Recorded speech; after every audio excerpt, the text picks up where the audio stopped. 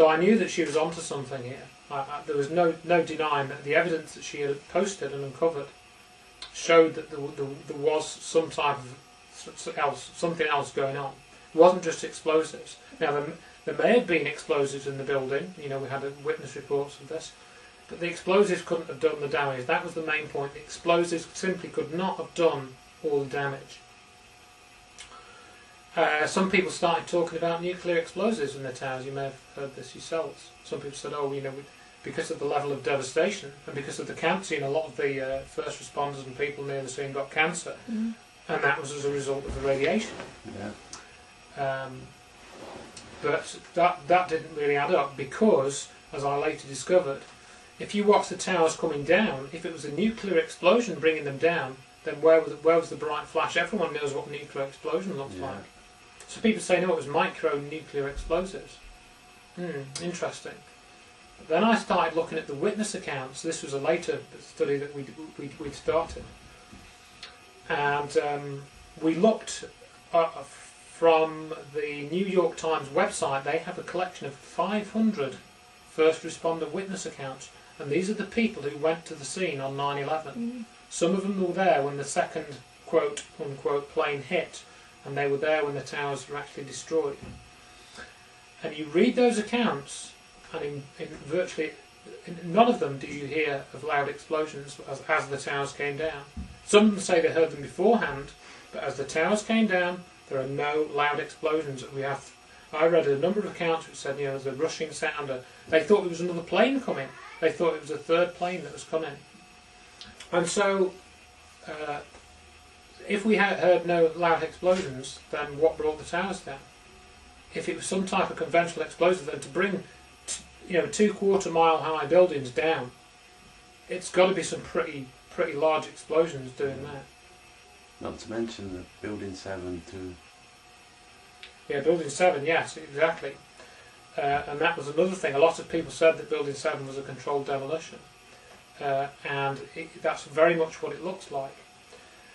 But again, you look at the videos that we have and you don't hear the bangs of the controlled demolition explosives. It does very much look like a controlled demolition. But you look at the aftermath, the debris went hardly across the street. And I know that Building 7, even if it was a regular controlled demolition, which I'm now questioning, it was the tallest building by about 100 feet that would ever have been demolished by controlled demolition. And the debris pile hardly went across the street. So, you actually look at this is again what Dr. Wood had pointed out. Dr. Wood, by the way, was a former professor of mechanical engineering. She is a former professor of mechanical engineering with degrees in applied physics. So she's the most highly qualified researcher. This paper that she produced, which, as I mentioned, described how the towers were destroyed possibly with some type of energy weapon. She didn't say, it was whether it was a laser beam or a microwave weapon, or she didn't say what it was. She didn't have enough evidence to say exactly what did it, but just that it was some type of directed energy, because nothing else explained all the data. And that's what she was posting. She was posting the data and saying, what does this damage mean? Why is this damaged in this way?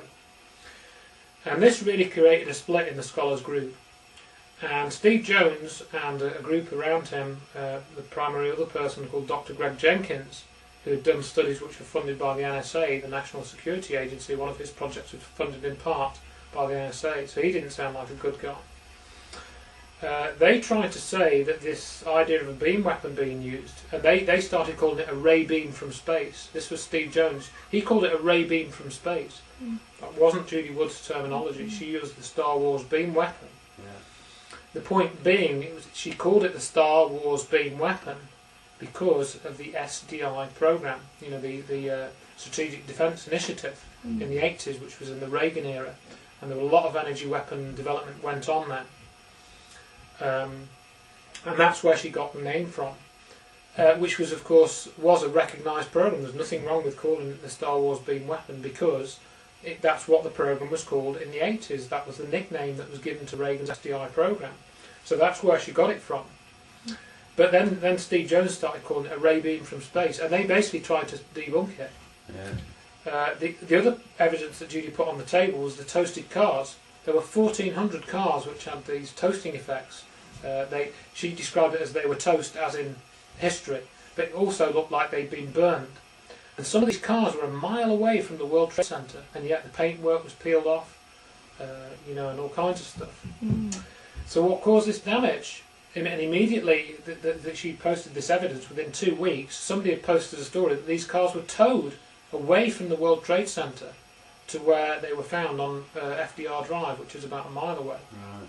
So why is somebody going to go into that destruction zone and tow 1,400 cars out from the scene? It doesn't make any sense. No.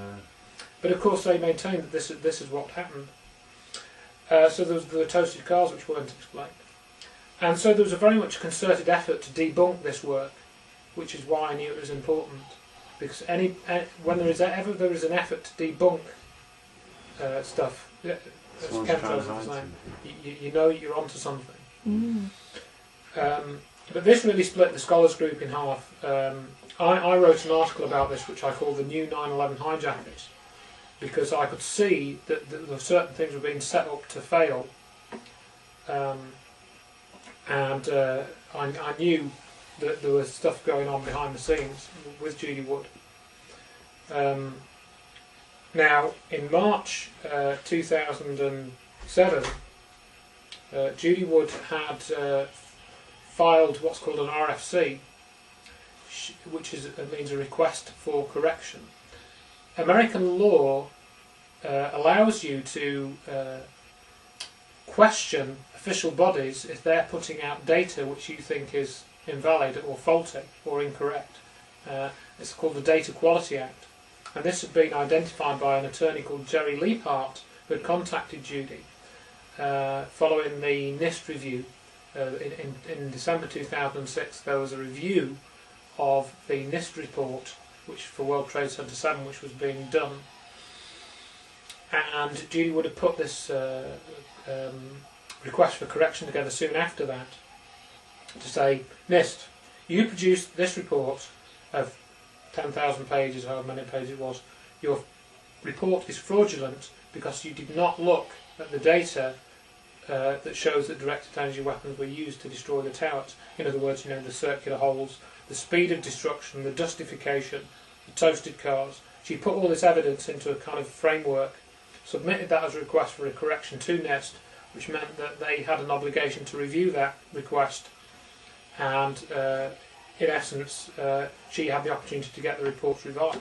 They of course denied that there was anything wrong with the report, as you would expect, and so that this idea that directed energy weapons used had no merit. But they did have to give a formally recognised response. So once that had come out, she then submitted an appeal to say, there was an appeal process. But she also started what's called a Ketam case, which is where you can act on behalf of the United States as a private citizen to redress a fraud. She can claim damages because her claim was that the NIST reports were fraudulent because they hadn't taken into account the directed energy evidence. So she filed this Ketam case in March 2007 with the help of Jerry Leapart. She sued NIST's contractors for fraud. So it was one of the few legal cases that had been started in the 9/11 Truth movement. And at that time, the Virginia Tech shootings happened, which you may remember, where about 30 students and one or two members of staff were shot on the Virginia Tech campus. Dr. Judy Wood did all 3 of her degrees at Virginia Tech, and the shootings took place in the dorm where she stayed and in the rooms where she studied. She knew when that happened that there was a link to her. She knew that there was a link. Somebody that she knew was shot in that incident.